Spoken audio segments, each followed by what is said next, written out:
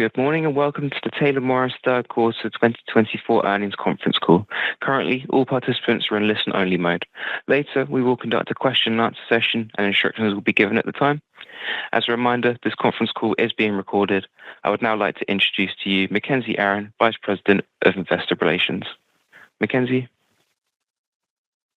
Thank you and good morning, everyone. We appreciate you joining us today. Before we begin, let me remind you that this call, including the question and answer session, will include forward-looking statements. These statements are subject to the safe harbor statement for forward-looking information that you can review in our earnings release on the investor relations portion of our website at taylormorrison.com. These statements are subject to risks and uncertainties that could cause actual results to differ materially from our expectations and projections. These risks and uncertainties include, but are not limited to, those factors identified in the release and in our filings with the SEC, and we do not undertake any obligation to update our forward-looking statements.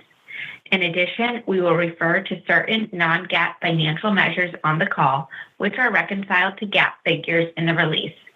Now, I will turn the call over to our Chairman and Chief Executive Officer, Sheryl Palmer. Thank you, Mackenzie, and good morning, everyone. Joining me is Curt VanHyfte, our Chief Financial Officer, and Erik Heuser, our Chief Corporate Operations Officer. As always, I will focus my remarks on an update on the market and our strategic priorities, while Erik will discuss our land portfolio and thoughts on the resale market, and Curt will provide our detailed financials and guidance.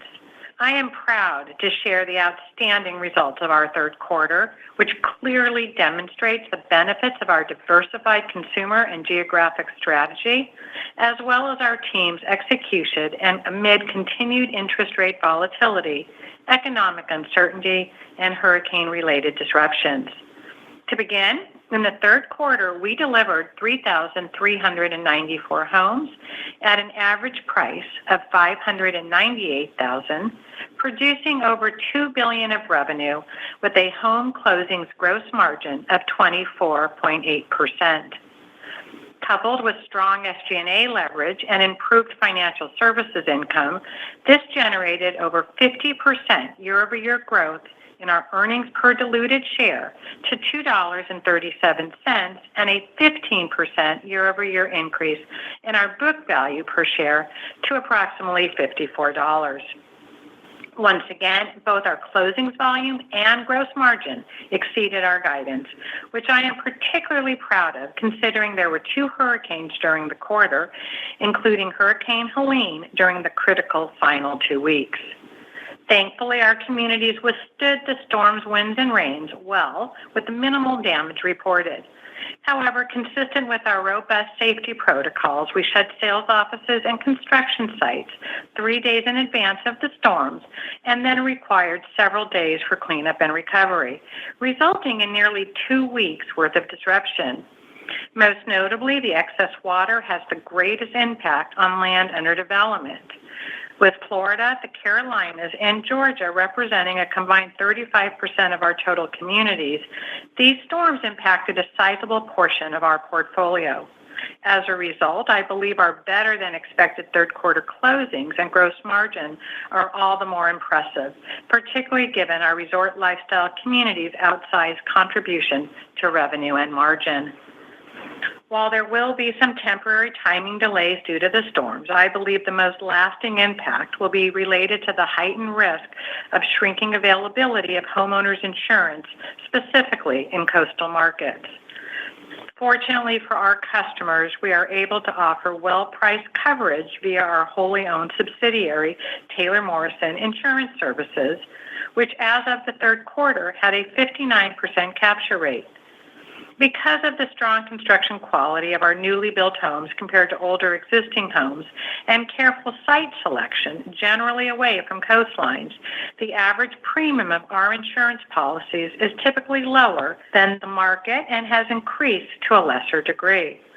While we are closely watching the evolving market dynamics, we do not expect a meaningful change in insurance availability and are pleased that insurance has generally not been an obstacle for our buyers. Turning now to the quarter, Home buyer demand was generally solid in most markets, led by the East and Central regions, while the West Coast was more mixed. As I shared on our second quarter call, we had begun to see traffic recover in June and July, which translated into improving order volume throughout the third quarter, with activity ending on a high note in September. In total, our net orders increased 9% year over year during the quarter, driven by a monthly absorption pace of 2.8 per community. While still early in October, demand has generally been healthy and consistent with seasonal trends, even with the impact of yet another hurricane in Florida. By consumer group, our third quarter orders consisted of 33% entry level, 43% move up, and 24% resort lifestyle. On a year-over-year basis, orders were strongest in our resort lifestyle segment with 20% growth, even as this Florida-heavy business bore the brunt of hurricane-related disruptions. Meanwhile, our move-up sales increased 8%, while the entry level was up more modestly at 4%. Since the Federal Reserve announced its long-awaited rate reduction in September, mortgage rates have been somewhat range-bound in the mid-6% range as the market largely anticipated the move. On the sales floor, we continue to lean primarily on customizable finance incentives in lieu of base price adjustments to address each consumer's unique circumstances as needed. This approach allows us to better maintain our community's home prices and protect our gross margins, all while improving our customers' purchasing power. Importantly, our use of relatively costly mortgage forward commitments to secure below-market interest rates has remained at just around a third of our third quarter closings, half of which are for first-time buyers. Many of our buyers instead prefer to allocate their incentive dollars towards closing costs or temporary buy-downs. This is one reason why our consumer diversification supports our strong gross margins. In addition, our margins reflect the sizable lot and option premium revenue we earn primarily on to-be-built homes. On a per-home basis, this combined revenue averaged $101,000 in the third quarter, or 17% of our average closing price. This contributes to several hundred basis point spread between our to-be-built and spec home margins, again reinforcing the benefits of our diversified approach. In the third quarter, to-be-built homes accounted for 40% of our sales, down from 45% a year ago. In addition to the margin benefit, we have found that by offering both to-be-built and spec homes, we are better able to compete for sales against builders with more limited options. Our online tools have been a great option for home shoppers looking to take more control of the buying process. Following the National Association of Realtors' new rules governing the way realtors get paid and by whom, we are seeing more customers opt for self-service within our online home reservation system. In fact, the third quarter brought record highs for the year in online reservation with a conversion rate of 58% and a 17% contribution to sales. Realtor participation on our online tools reservations continues to trend downward with meaningful improvement year over year. Taking a step back, we continue to believe that the housing market remains severely undersupplied with a multi-million unit deficit due to years of underbuilding relative to household formation. While the existing home market has started to loosen, with resale listings gravitating back towards historic norms, especially in Florida and Texas, we believe our communities and product have not been meaningfully impacted given a substantial portion of the listings are not truly competitive, as Eric will discuss in just a moment. At Taylor Morrison, regardless of the ever-shifting macro backdrop, we believe that our ability to drive outsized growth and attractive returns has been permanently strengthened since expanding our company's scale and refining our operational capabilities over the last many years. This is reflected in the long-term targets that we introduced earlier this year, each of which are meaningfully more strong than our historic norms. These targets include a 10% annual home closings growth, an annualized low 3 absorption pace, low to mid 20% home closings gross margins, and mid to high teens return on equity. This year, with just 2 months to go, we expect to meet or exceed each of these metrics with double-digit closings growth to approximately 12,725 homes at a gross margin of around 24.3%, as 2024 has shaped up to be another milestone year for our company. As we head into 2025, we are confident that our long-standing emphasis on capital-efficient growth will yield another year of strong performance, supported by strong tailwinds driving the need for new construction and our favorable positioning as a diversified home builder. With that, let me now turn the call over to Eric. Thanks, Cheryl, and good morning. I will begin with the topic of resale competition, which continues to bear close monitoring in light of rising listing levels in a number of markets. For perspective, the total number of resale listings in our operating MSAs increased over 30% since the beginning of the year. However, when including existing home sales in the analysis, the average months of supply in our MSAs is up to 3.2 from 2.1 months a year ago, but has actually declined from 3.4 months to 3.2 months since the beginning of the year. We believe this metric more fully reflects market dynamics as it accounts for both supply and demand and remains below historic norms. Beyond these high-level observations, we are most focused on understanding competitive resale supply at the community level and how consumers may evaluate these listings as compared to our product. As I discussed on last quarter's call, our teams had analyzed the true competitive sets for communities in Florida, Texas, and Arizona with encouraging conclusions. At that time, I shared that for this sample set, the average months of resale supply surrounding our communities was nearly 20% lower than that of the overall MSAs. And only 19% of the resale homes within a 3-mile radius of those communities would likely be considered truly competitive with our homes after taking into account square footage, price, product type, and vintage factors. Of note, we believe our community's amenities would likely further improve our product's appeal. We have since updated the analysis and found that the competitive set still represents just 19% of currently listed homes for these Florida, Texas, and Arizona communities. In addition, since last quarter, we expanded the analysis beyond these key markets to cover all of our areas of operations across the country. And I am pleased to report that through this broader lens, the conclusion is even more favorable, with only 17% of current resale listings likely to be considered truly competitive from our tested national portfolio. We believe that a normalizing resale market should be expected over time, but we will continue to examine relevant MSA, submarket, and asset level impacts. Moving to land, our owned and controlled lot inventory was 83,579 home building lots at quarter end. Based on trailing 12-month closings, this represented 6.6 years of supply, of which only 2.7 years was owned. Of these lots, 58% were controlled via off-balance sheet structures, up from 53% at the end of 2023 to the highest level in our history. Our use of capital-efficient investing tools is grounded in our strategic focus on generating enhanced returns on our invested capital, and we are well on our way to achieving our near-term goal of controlling at least 60 to 65% of our lot supply. In support of this effort, I am pleased to announce that we have secured another land banking facility that provides $1 billion of aggregate off-balance sheet financing with significant return benefits. After vetting the field of prospective partners for this vehicle, we chose Kennedy Lewis, a leading credit-focused investment firm, given execution confidence and terms that we believe are advantageous in navigating a rate environment which continues to exhibit some degree of volatility. From an investment perspective, we allocated $323 million to home building land acquisition and $270 million to development of existing assets for a total spend of $593 million during the quarter.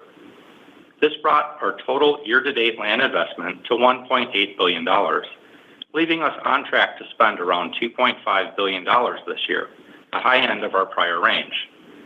Approximately 40% of the spend is allocated for development. The total amount of land spend, though, will ultimately be somewhat dependent on our ongoing use of off-balance sheet financing through the end of the year. Based on our strong land pipeline and development timelines, we expect our community count to continue to expand into 2025 and beyond from an anticipated year-end outlet count between 330 to 340 as we remain very well subscribed for the near term. And lastly, I will provide a brief update to our evolving Yardly build-to-rent business, which develops amenitized rental communities of 1 to 3 bedroom cottage-style homes and individual backyards for all. We have our next 2 wholly owned communities under contract for disposition by year-end, which is expected to generate cash flow of around $85 million. With our disposition activity to increase in the coming years as communities reach completion and achieve targeted occupancy levels, we will provide a greater guidance on our Yardly projections early next year. With that, I will turn the call to Kurt. Thanks, Eric, and good morning, everyone. To dive into the specifics of our third quarter, reported net income was $251 million, or $2.37 per diluted share.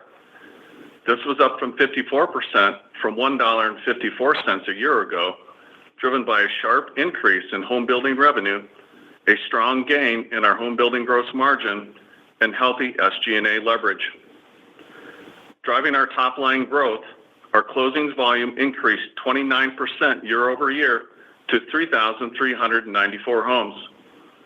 This more than offset a 2% decline in our average closing price to $598,000 to produce a 26% increase in home closings revenue to $2 billion. Resulting in upside to our prior guidance, our closings volume benefited from improvement in construction cycle times and a greater number of spec homes sold and closed during the quarter.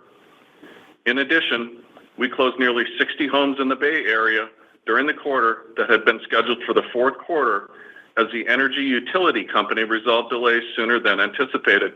From a production standpoint, we started 2,864 homes, or 2.8 per community per month, consistent with our sales pace. Inclusive of these starts, we ended the quarter with 8,490 homes under production, of which 3,349 were specs, including 623 finished units. Based on our homes under production, we expect to deliver around 3,400 homes in the fourth quarter. For the full year, this equates to total expected closings of 12,725 homes as compared to 11,495 homes in 2023. From a pricing perspective, we expect the average closing price of our deliveries to be around $600,000 for the year, including approximately $610,000 in the fourth quarter. Turning now to margins, our home closings gross margin was 24.8%, up from 23.8% in the prior quarter and 23.1% a year ago.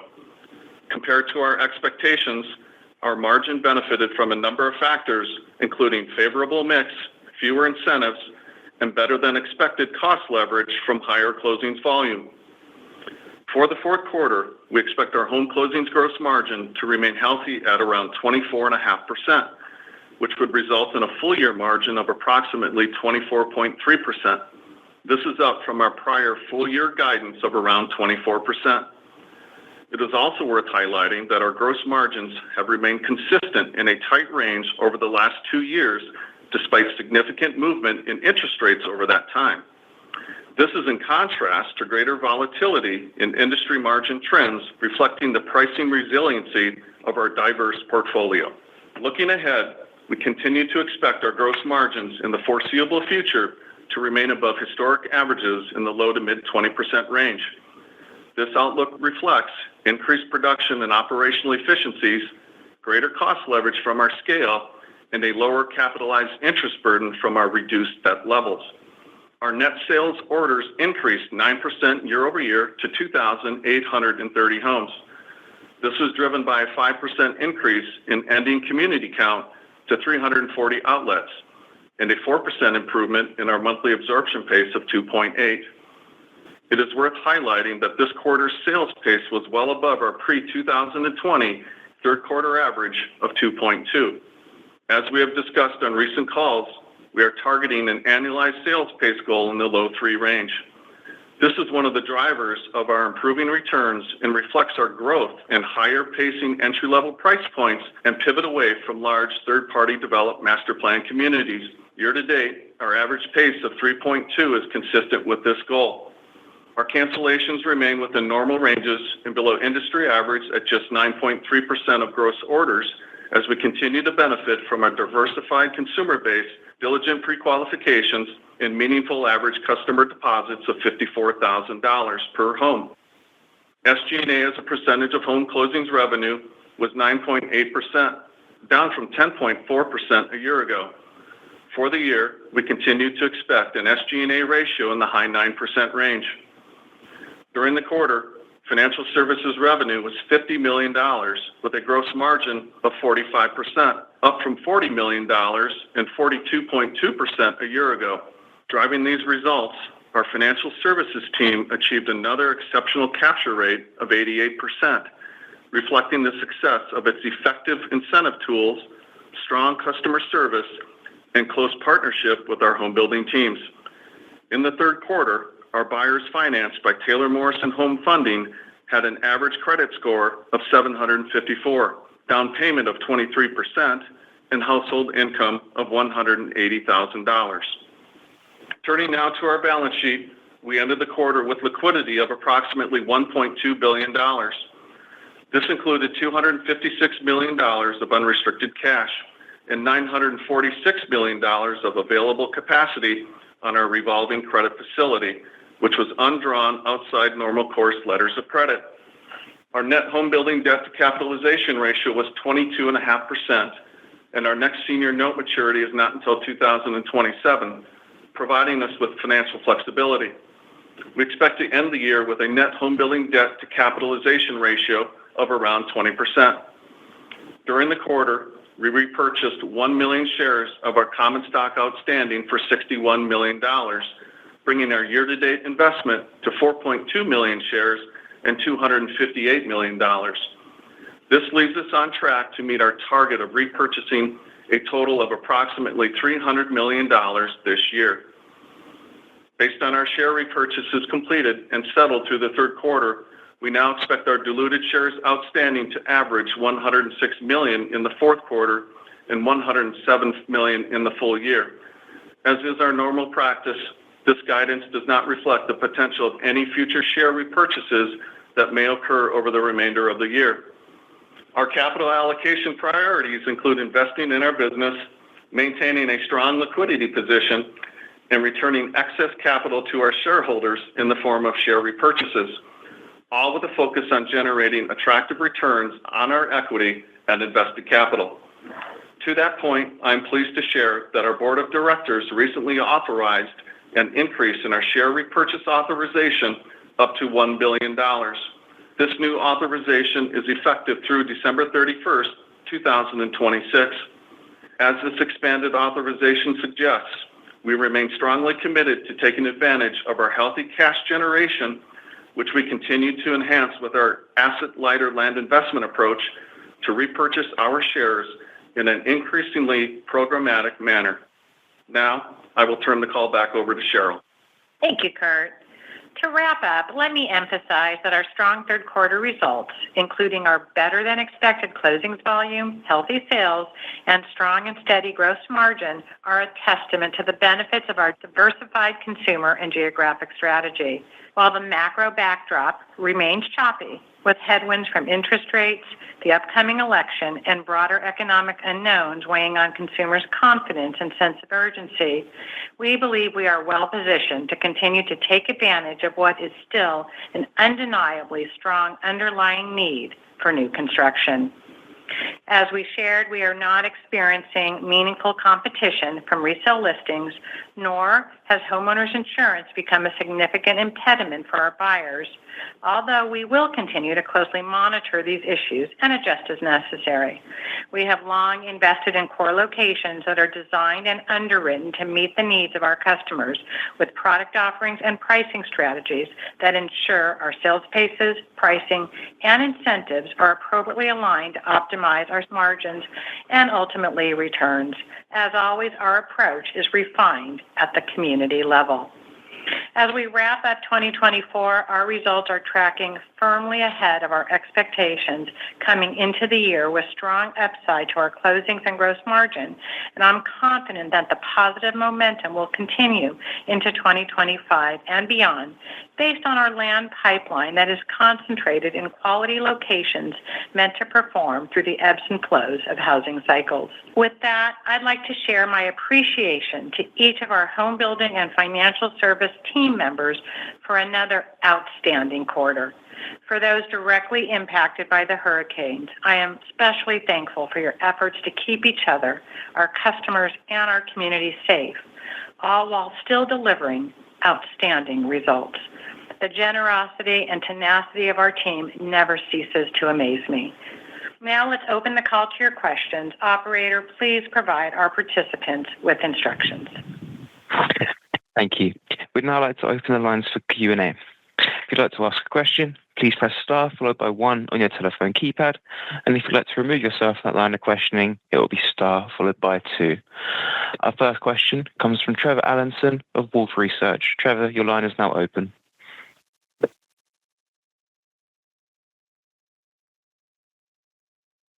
Trevor, can I ask to check your lines locally muted?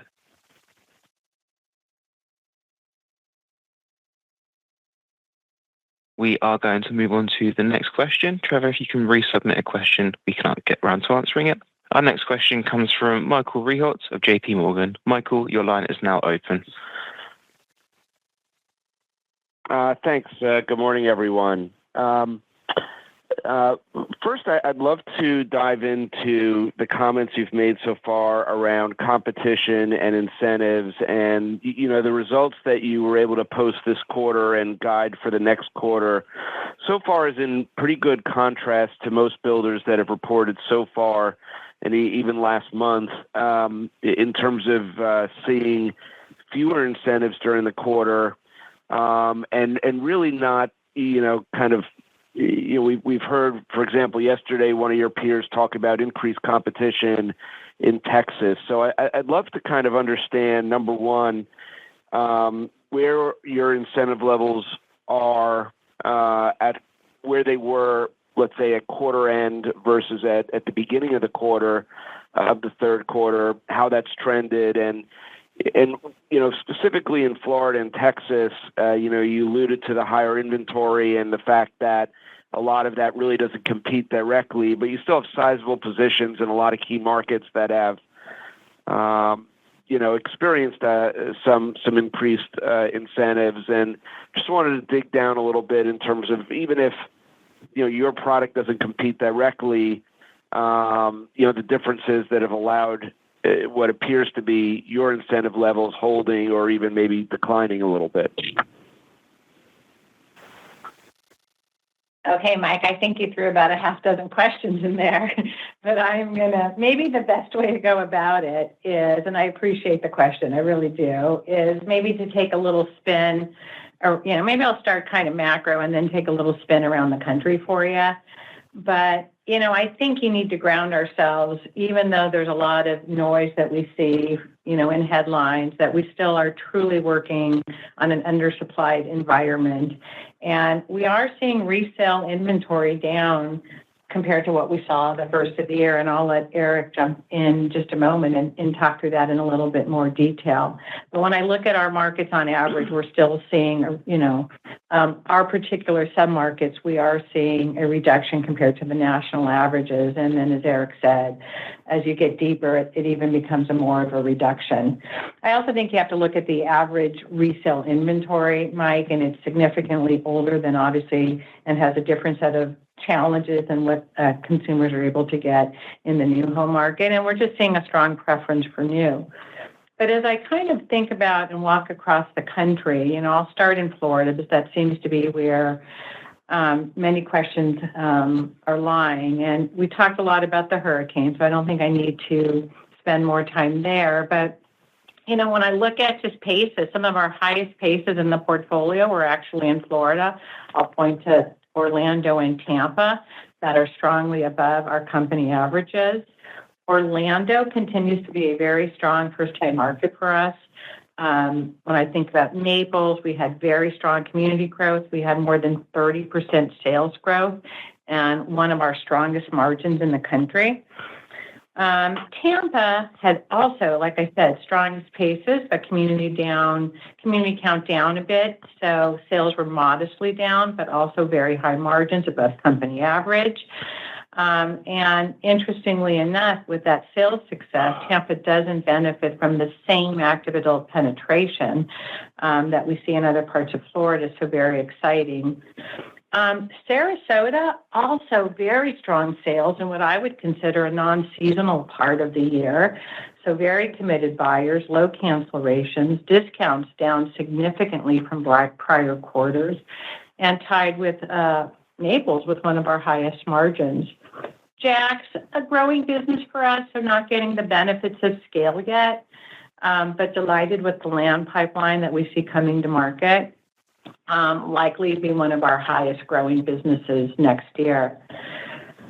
If I move to Texas, despite Austin's kind of news, I think the team's done a tremendous job. Sales were up nearly 20%. Absorptions were up nearly 30%. Closings up, margin performance just under the company average in that competitive environment. So I actually think the market has adjusted really well. And it's always been a strong market for us. It's certainly gone through a reset, but I expect that returns.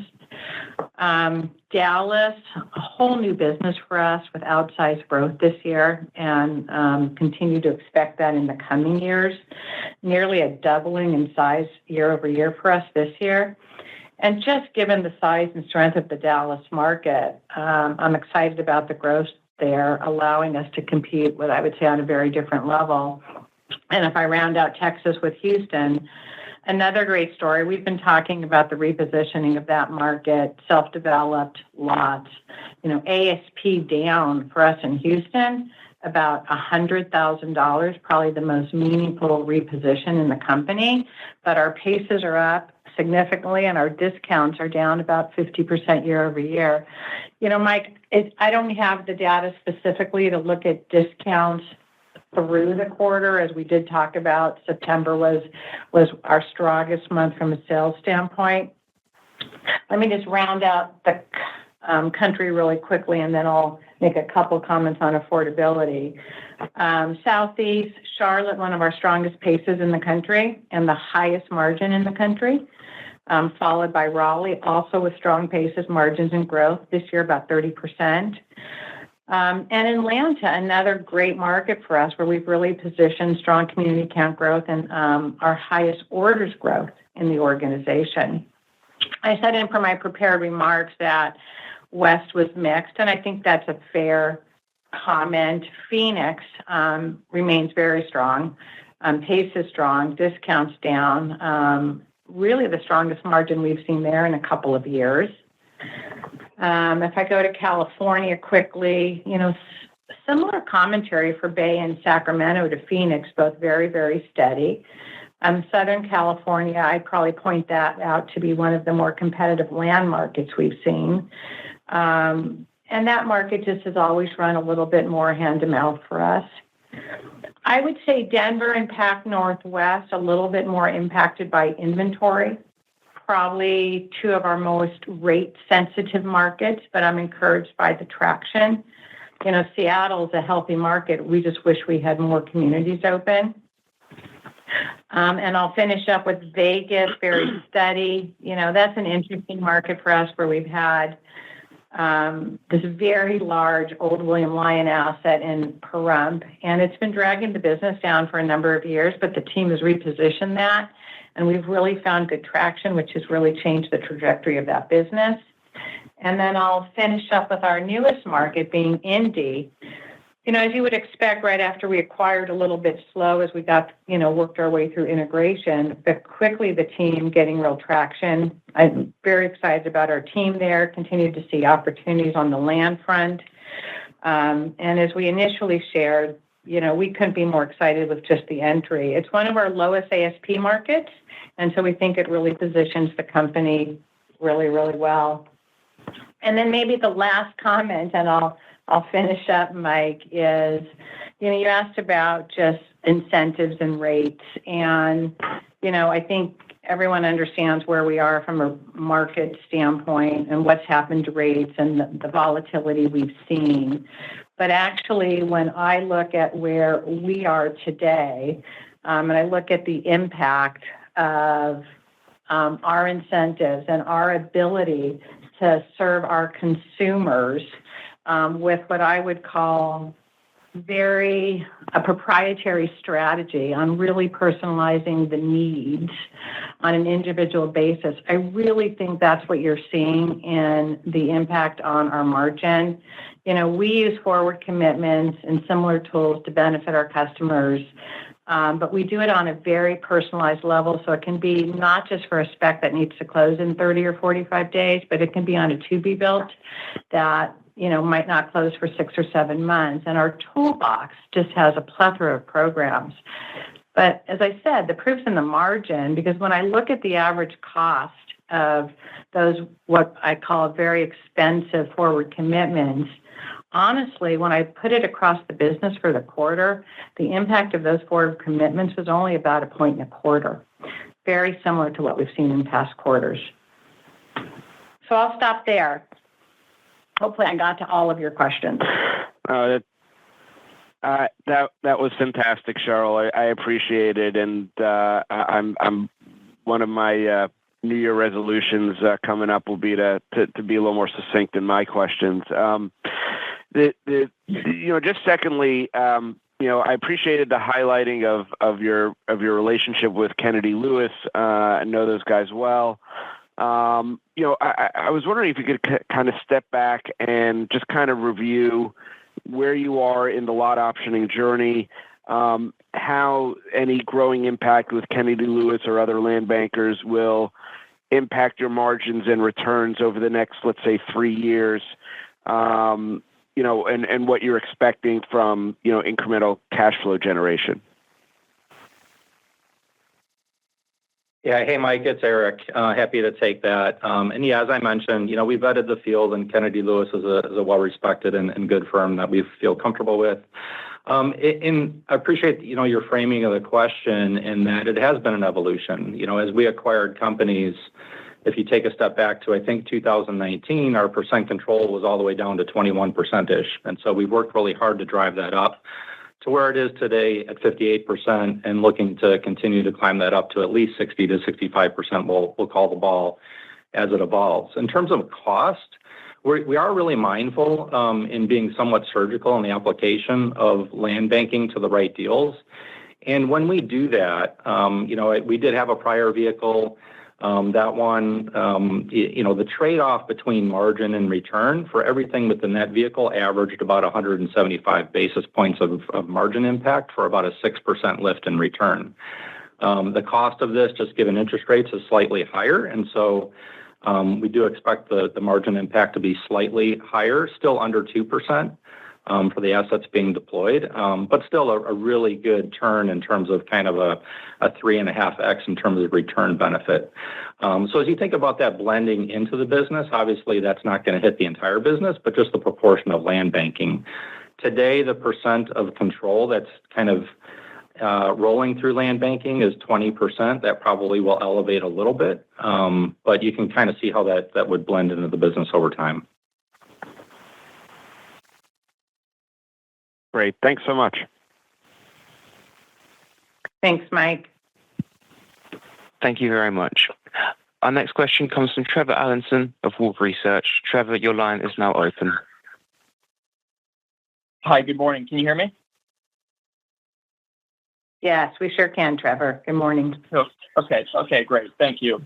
Appreciate it. Thank you for taking my questions. First, just wanted to ask a question about consumer segments moving forward. I think you guys talked about the benefits of your more balanced portfolio. And if we look at consensus for next year for mortgage rates, they're still to move below 6% in 2025, which should help with affordability, but then you also have potential for rate lock to loosen to some degree. Current homeowners have very healthy equity positions. So just given your more balanced approach in that environment, which consumer segment do you think would perform best? which will perform best? I thought you were going to a different place. What will our balance look like? Actually, I have confidence, I think, for different reasons in each of the groups. If I think about the first-timers, Trevor, obviously as rates, it's the largest population, right? And as rates continue to moderate, I think it really helps that consumer. I mean, today, the affordability issues with this consumer are real, and the differential that we're seeing between, for that consumer, rent versus a purchase is fairly significant. So I think as we can bridge that gap, I think that will only continue to bring more of that consumer to the market. Those same slightly different dynamic for the move up. I think as the market improves, I think if the move up consumer today has any challenges, it's about making sure they can sell their existing home to qualify for the new home.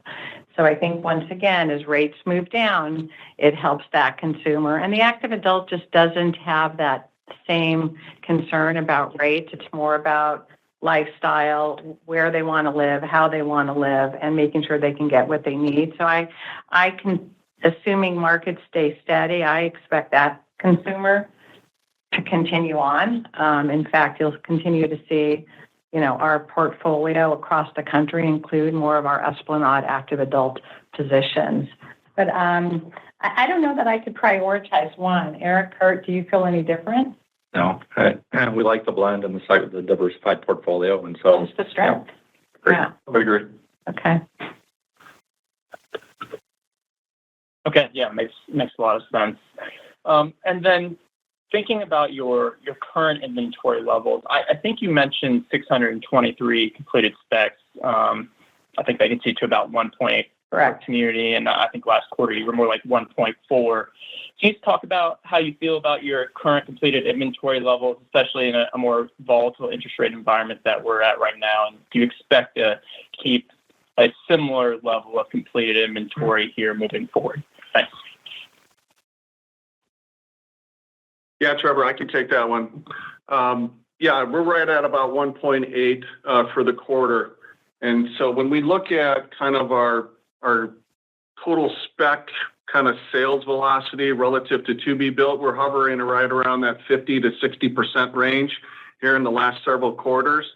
So when we think about that, coupled with the fact that our overall inventory as a percentage of our units under construction is still below 40%, and plus with the fact that, the entry level is still a third of our business, we still feel real good about that 1.8. And I would expect us to kind of hover around that. That might ebb and flow based on kind of what we see from a cycle time improvement perspective. But generally speaking, at the 1.8, we're comfortable based on kind of the trajectory of the business and what we're seeing from a kind of a spec to be built kind of ratio, and the fact that the entry level consumer is going to be part of our business on that consistent kind of third part of the pie, so to speak. Yeah, and the only thing I'd add, Trevor, which I think is kind of exciting, is, when we used to talk about specs, we fully focused them on the first-time buyer. Today, our specs in the quarter, 75% of our specs of our first-time buyers bought a spec. So 25% still bought a to-be-built. It actually flips on its head when you think of the active adult, which used to be all to-be-built. But since we've moved to our Canvas program and we're able to put these really nice curated packages together for the consumer that mirrors what they would do, we've seen a pickup there. So 37% of our active adult sales in the quarter were spec. So as we're seeing this meaningful shift in spec purchases, it's really helpful to have this inventory. Having said that, I think one of the strengths that we saw across many of our markets was to have that choice of to-be-builts. I look at a market like Phoenix, where 75 or 80% of our sales came through to-be-builts. So it's really that strategy of being able to provide by consumer set exactly what they need. And to your point on the consumer, Cheryl, we do ask the the buyers, why did they ultimately buy the spec home? And about half say it was because they simply liked the home and home site. And so there wasn't kind of a disproportionate requirement for incentive. It was just we built the right thing for them. So we do look for that percentage to approximate our spec. Which is great. All right, thank you. That was all very helpful, and good luck moving forward. Thank you. Thank you very much. As a reminder, if you would like to raise a question, please press star followed by 1 on your telephone keypad. And to remove yourself from that line of questioning, it is star followed by 2. Our next question comes from Matthew Booley of Barclays. Matthew, your line is now open. Morning, everyone. Thanks for taking the questions. I wanted to go back to the question around incentives because, as you mentioned, kind of the pricing resiliency of your portfolio being, the diversity of the portfolios has kind of stood out relative to what's been more volatile industry margins. I think, Cheryl, you mentioned kind of the ability to personalize individually is helping there, but I just wanted to dig in a little bit more because it seems like what happened with your incentives is a little bit different than what we've seen from your peers. So I guess the question is if there's kind of a more forward look on incentives, maybe what are you seeing around new orders coming in relative to your prior closings? Is there any way to think about maybe early 2025 if there's still some more incentives to kind of flow through there, or just any more color on sort of what's different with what you guys are doing versus what we're seeing elsewhere? Thank you. Well, I appreciate the recognition. I really do, Matt. It's interesting because obviously we've seen, over the last few weeks, we've seen a lot of noise around incentives going up. When I look at our incentives in the quarter on our closings, it was actually the lowest quarter of incentives we've had in about 2 years. And without being really, really redundant, I do recognize the affordability issues out there. But when I look at our buyer sets, I look at the credit metrics, I look at their financial situation, it remains really healthy and actually better than any quarter we've seen in the last year. When I look at the cushion of, I've talked about for a number of years, the cushion of rate impact for both our conventional and FHA buyers, it's as wide as we've seen in the last 5 or 6 quarters. And our rate that we actually qualified and completed the transaction on for our consumers was down for both FHA and conventional buyers. I'm not running from the affordability issues because there are challenges for first-time buyers, and it's not just rate, it's not just price. It's, they don't have equity to bring to the table, they don't have savings, just the general inflation in life.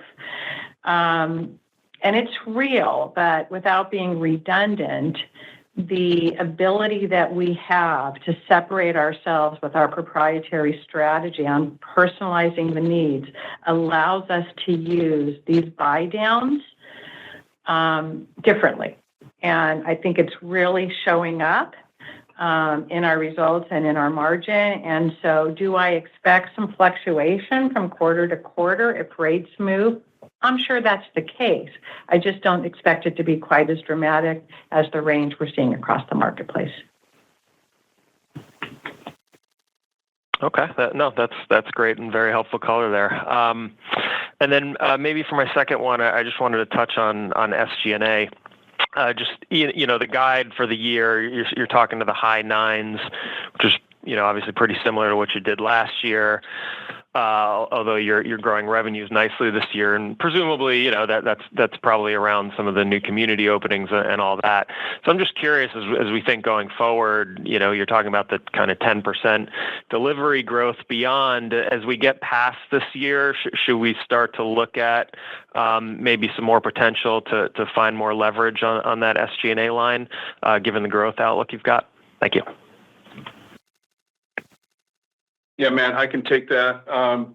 To your point, we are guiding still to the high 9% range this year. And while we haven't necessarily guided SG&A for next year at this point in time, but to your point, with that expected growth in the top line, we do expect to see improved leverage over time to kind of go along with that growth. So because why grow if you're not going to, find additional leverage in the business? So that is definitely in our line of sight, and stay tuned until next quarter, and we'll provide more details specific to 2025 relative to that metric. Great. Well, thanks, everyone, and good luck. Thanks, Matt. Thank you very much. Our next question comes from Mike Dahl of RBC. Mike, your line is now open. Good morning. Thanks for taking my questions. Cheryl, appreciate all the commentary so far from you and the team. Just specifically on October, since there are a lot of moving pieces around the storms and then this move in rates, you characterize demand as healthy but seasonal. Can you be more specific about the sales pace that you're seeing in October, just given some of the moves in rates and some things from peers looking a little bit softer? Yeah, I can try. The first week of the month, as you know, Mike, and as I mentioned in my prepared remarks, we had a number of communities without power and we were closed. So honestly, I've been more than pleased with the sales trajectory that we've seen. I'm shocked we were writing deals in Florida when our sales offices were closed and we didn't have power. And then when I look across the country, it's, as I mentioned when I did my tour around the country, every deal, there's more competition out there. On the inventory side, consumers are calling. They're trying to understand what the rate opportunities are. I think we carry an advantage with our to-be-builts across the country. We're absolutely seeing that in our active adult positions. We're seeing it in markets like Phoenix, where it's a high percentage of our business. But having that choice for the consumer is keeping our paces, as I said, very consistent, with seasonal trends. And honestly, given the impact of the storms and, the lost days in the market, we're pleased, quite pleased. That's good to hear. The second question is, I appreciate your comments around kind of the insurance environment in Florida, which is obviously critical. I'm wondering, you guys do such extensive kind of consumer research and mapping and sentiment work. The other key thing is really like after a stretch of storms, not just can I afford it, can I get insured, but do I want to live here? And so from that standpoint, in terms of desirability, is there anything you're working on in terms of trying to gauge whether or not you're seeing, I know it's maybe early, but either something you're doing now or planning to do in terms of kind of gauging any changes in consumer sentiment around desirability of some of these coastal markets that you guys have fairly meaningful exposure to? Yeah, well, I'll just give you one quick stat, and I'll let Eric jump in because I appreciate your comments on the research, and I think he's got some really interesting stuff to share. But when I look at our overall insurance, and we looked at, what of the increases our buyers have seen on new, it's just, somewhere between 5-6% year-over-year increases. If you compare that to what's being seen in the resale market, that really led to our comments that it has not been an obstacle for our customers, and that would be inclusive of Florida. But I think some really interesting sentiment about what we see when these storms happen. Yeah, Mike, every storm's different, and the impact's different, and we want to be sensitive to, some of the things you see on TV and everything, and what folks have gone through. But we did, to your point, one of the things that we can look at is the rear view mirror. And so we found a study that, again, this isn't a predictor of the future, but, it basically said that, the historic population growth of Florida is give or take 2% over a number of decades. That relative to the U.S. is kind of compared to kind of a 0.5%. So, outsized growth in terms of population. But what happens to that growth in a year after a major storm? And the year after a major storm, that kind of 2% growth rate goes to 1.7. So it does dip, but still significantly greater than kind of the U.S. average, and then does kind of bounce back to a normalization. And so, again, want to be sensitive to the impacts, and every storm is different, and we'll continue to monitor it. But from a rear view mirror perspective, it does seem like if you move to Florida, you kind of understand. I'd also highlight that new construction is superior to resale, both from a flood perspective as well as wind perspective. And, where we build particularly doesn't tend to be exactly on the coast where some of these, where you see some of the bad video coming through. So we're still bullish overall on Florida, I think would be the punchline. It continues to be a good market. It continues to be a priority, certainly in our resort lifestyle. And, it'll be interesting to see what the shoulder season looks like going into the spring, but early indications are good. Okay, great. Thanks for that call. Thank you. Thank you very much. Our next question comes from Alan Ratner of Zelman & Associates. Alan, your line is now open. Hey, good morning. Congrats on the strong results and continued progress. Great to see. Thank you. So, Erica, I'll throw a question at you first. I love the analysis you guys do and appreciate you updating that to cover the whole footprint on the competitive landscape versus resale.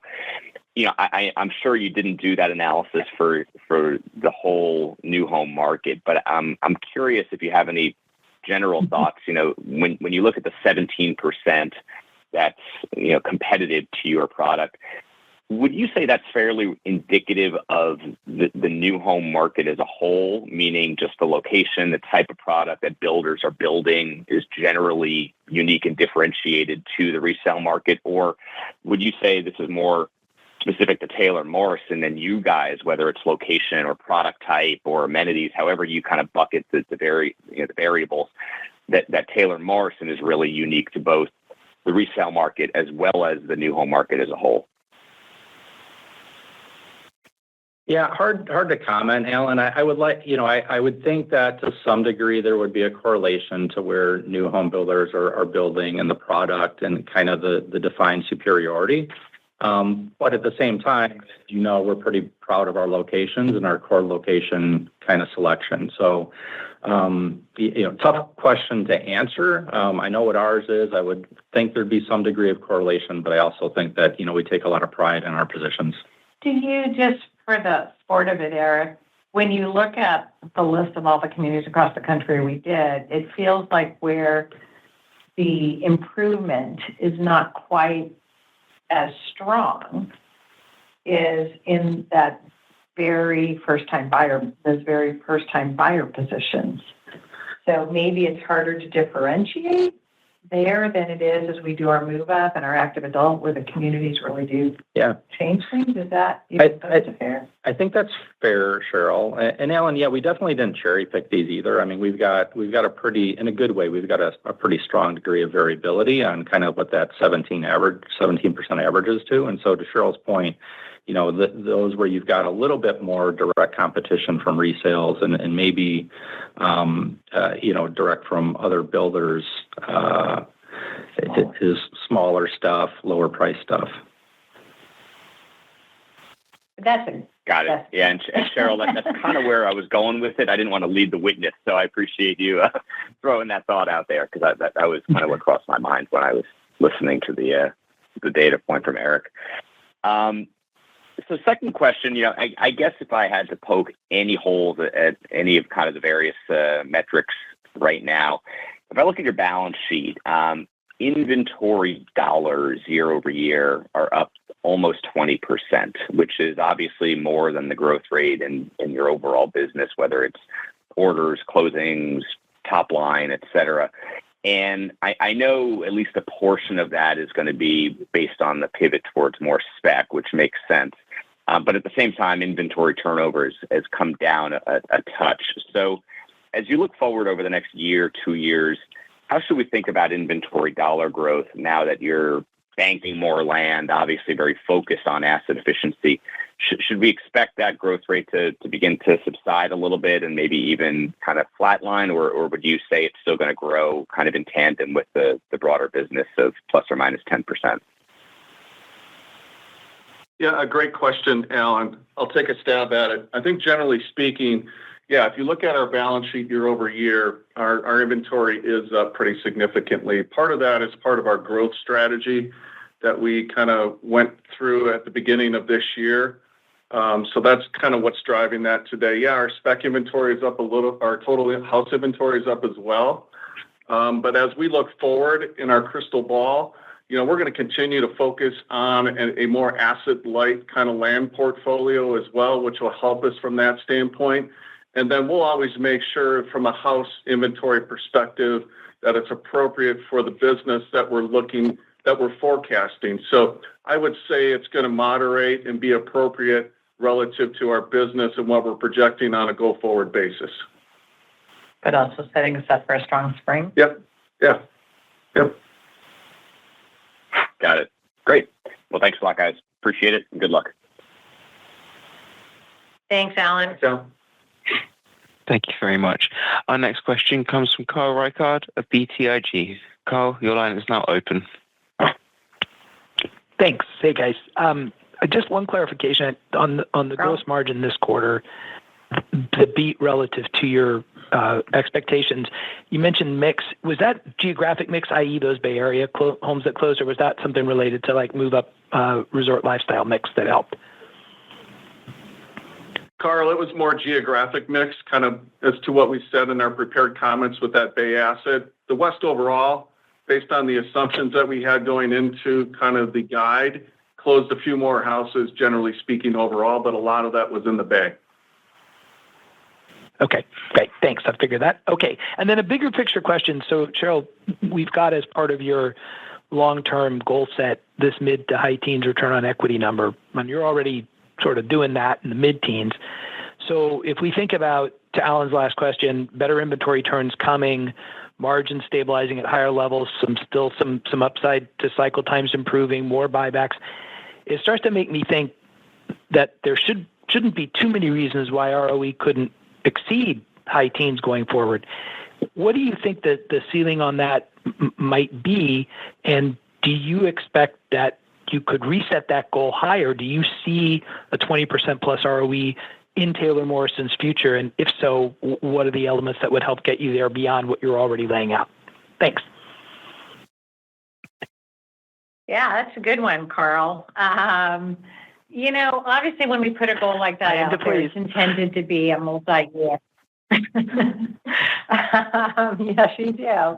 It's intended to be a multi-year goal, and it takes you through the volatility of different, parts of the cycle. But having said that, I think it's a very fair acknowledgement on your part that with all the work that we've done in the business and the journey on the land light and some of the other operational efficiencies, I think it's very realistic. A little early to reset the goal. When we do our investor day the first quarter, we'll probably have a more explicit kind of discussion around what that looks like over the next 5 years and the strategies that will get us there. But I think the way you're thinking about it is completely accurate. The company's in a very different position, and we laid out a goal of 60 to 65%, which we're on the controlled, which we're already at. We're working on a lot of other things that I think will continue to enhance that. So without giving, new goals or new guidance, I'd say I think the way you're thinking about it's correct. Great. I appreciate that, Sheryl. Thanks for squeezing me in, guys. Thanks. Thank you. Thanks, Carl. Thank you very much. As a reminder, if you would like to ask a question, please press star followed by 1 on your telephone keypad, and to remove yourself from that line of questioning, it is star followed by 2. Our next question comes from Buck Horne of Raymond James. Buck, your line is now open. Hey, thanks. I appreciate it. I know we're going over time, so I'll try to be brief. But congrats on the great quarter under the circumstances. I wanted to dive in on land spend because your land spend is up pretty significantly year over year. I mean, you're closing in on being up I think, correct me if I'm wrong, almost 40% year over year. So I'm kind of wondering how that measures against, maybe what you're seeing in terms of lot cost inflation right now. How is that trending? What kind of expectations are you thinking in terms of just what land prices are doing on a year-over-year basis? And I guess the secondary question to that is just really like, how should we think about the acceleration of community count? At this point, it's not a matter of if, but when. Does that really start to take off in 25, or is this going to be more of a 26 acceleration? Yeah. Hey, Buck, it's Eric. I will start with kind of the environment. It's competitive out there. I don't know that it's pretty rare for me not to say it's not competitive. Demand typically is higher than supply in the land market, and that's kind of translating into, and this is kind of internal and external, kind of a 10%-ish plus or minus appreciation level in land and development costs, which honestly is pretty manageable. I think that gravitates to kind of a long-term norm and something as we as a company kind of evolve and experience the efficiencies that we've experienced as we continue to scale, as well as kind of some help from the general market, able to cover that off. So I would say, while very competitive, never easy, I would say that level of appreciation is actually pretty manageable as we sit today. And I would just add on the community count, even though, Buck, we're not, once again, giving 25 guidance yet, but with the spend happening this year, the way I would think about it is we're going to have good growth next year. It gets outsized from there because obviously the stuff we're bringing in today is not, most of it will not, or all of it will not be opening next year. Finished lots are pretty extreme in today's environment, or pretty unusual. So from a multi-year growth, I think you'll see it relatively outsized, and you'll start seeing it come in, late next year, and certainly in a very strong way in the subsequent years. Got it. Very helpful. And just one real last brief one is a comment that was made yesterday, just, in terms of feedback from the field in recent weeks. Are you seeing any signs that buyers are hesitating or kind of, pushing back on their home purchase decisions because of the election? Is that having any sort of impact, do you think, on consumer behavior, in this particular cycle? Yeah, it's interesting. We do a lot of research, and Eric might be able to go deeper. And then we see some of the stuff, from kind of other local market research. It's all of the above. We would assume that it's affecting the what we call our resort lifestyle buyer a little bit more, very in tune to what's going on. Some research suggests the first-time buyers also taking a pause. It's everything. It's affordability. It's interest rates. Our rate's going to drop. So you hear all that noise, but honestly, it's our sales team's job to get with that customer and help them overcome that and explain to them why this is the time to buy. We can't just take that as, it's okay, it's a pause, we'll get better next month. Our sales teams, I'm so proud of the work that they're doing, and that's what they do on a daily basis. But there's always some noise in the consumer's mind, and this period is no different. I mean, we have some specifics, right, Eric? Yeah, and I would say, Buck, that our sales folks are saying that they hear a lot of it. It's in a lot of the conversations. But I think what folks are most interested in is just what is the impact relative to the economy, their job, their paycheck, and rates, right, and affordability. So I think while the word election might come out, I think it really translates to those issues and concerns. And then I would just very briefly point to, again, an external study that we just paid attention to that kind of looked at prior elections and really the 5 months that lead up to November in election years and non-election years, and really how has that impacted levels of sales, housing demand, and transactions. And really hard to find a direct correlation among the two. So again, this one might be different, and folks are talking about it, but doesn't seem to be really translating into immediate impact. Got it. Appreciate all the color, guys. Thanks. Good luck. Thanks, Buck. Thanks. Thank you very much. Our next question comes from Ken Zener of Seaport Research Partners. Ken, your line is now open. Good morning, everybody. Appreciate your time. I would like you just to kind of baseline, given the... Hello? Hi, we're here. Ken, we're here. Thank you. Can you hear us? All right. I can hear you.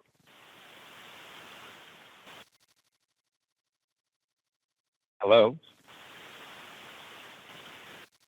Yeah, keep going. We're here. We can hear you. Okay. So could you just baseline as we move towards this land banking, your percent of closings today that are coming from third-party finished acquired lots? You mentioned 20%. I wasn't sure if that's going to be 20% of your optioned lots are currently in land banking structure, or if that's where your target's going to be. And I think you talked about a margin differential and a return component of around 200 basis points. If you could just clarify those questions so we can see the trend as it unfolds. Thank you so much. Yeah. Hey, Ken. Yeah, so, as we look at the deals that are coming through the business, about 20% are finished, which I think was one of your first questions. What are we acquiring that might be finished? Land banking, the 20 to 25% that I reference is really as a percent of the control. So call that of the 48,000 lots. And so that probably will elevate a little bit, but we've got a lot of different tools, and these evolve over time as we think about risk return and costs. And so we use joint ventures and joint development agreements. Land banking, seller financing is probably our most successful and low-cost tool. And then just normal course takes and terms. In reference to your kind of cost and return trade-off, the reference was really less than 2% of cost as you translate that to gross margin impact for really a 3x to plus to return as measured at the deal level by way of IRR. Thank you so much. You're welcome. Thank you very much. Our next question comes from Alex Barron of Housing Research Center. Alex, your line is now open. Yes, thank you. I wasn't sure if I missed it, but did you guys talk about your build time and whether there was any improvement in the quarter and how much is it versus last year? Yeah, Alex, I can take that one. We did see some sequential improvement quarter over quarter. I think we saw roughly about 2 weeks of improvement quarter over quarter. I don't have handy with me what that is year over year, but we did see a couple of weeks of improvement quarter over quarter. The teams have been working really hard at trying to drive, some efficiency in the cycle times. A lot of our markets are already at pre-kind of pandemic levels. We have a few outliers that are out there, and I know the teams are working really hard at driving those cycle times down. Okay, thanks. And my other question was, what percentage of your closings are using forward commitments versus other tools? Yeah, about a third and different versions of our forward commitments. But as I mentioned, it's about a third of our total closings in the quarter. It's been pretty consistent for the last few quarters. Doesn't mean that there's not other tools, obviously, because we really personalize it to individual customers' needs. But specifically what we call, forward commitments would be just under a third. Okay. Thank you, Cheryl. Thank you, team. Bye-bye.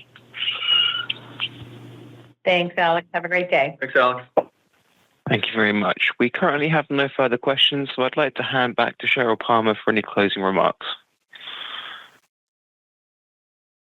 Thank you all for joining us. We really appreciate the time with everyone this morning and look forward to being able to share our 2024 wrap-up early next year. Take care. As we conclude today's call, we would like to thank everyone for joining. You may now disconnect your lines.